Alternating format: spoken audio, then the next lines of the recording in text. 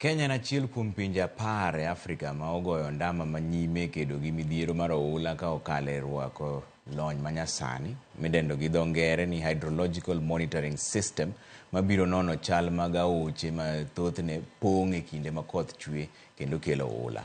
Ulalo mar aora Ogilo mayudore e gweng' ma North Kamfwa Muhoroni en achiel kuom ulalo auchiel e piny Kenya ma duol mar Nile Basin ochwale masinde go eko. Masinde go ni kod nyalo mar pimo kaka pi aora timore kendo chiwo report ne jopiny mar ka bende oula nyalo muomore koso oyo. Ni wakana ile kana pesa moro mal loan moro manyalo mimine nyalo loko kata ohala ok iwinjo manino pogi Awendo, Nakuru, Uyoma, Kisumo, kure mageringi to korwa koni nyando wakoni ok wawinjgie. En body ma olos gi Water Act mar tuoto mondo konyre gi jopur mar gweng' mondo wa make sure ni aora ok pong' ma ok wang'eyo.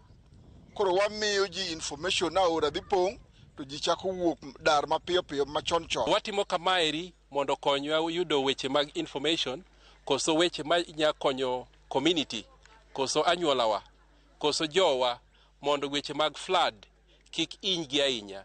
Agoero kamano ne Nile Basin Initiative kuom kelo no machine madhi konyowa dhi miyo jowa ng'eyo ni koro pi ochopo level monego bedi jomodak machiegni gi genga aore udar chon umanyo kuonde ma otwo munyalo bedi kata kuonde ma bet ni malo.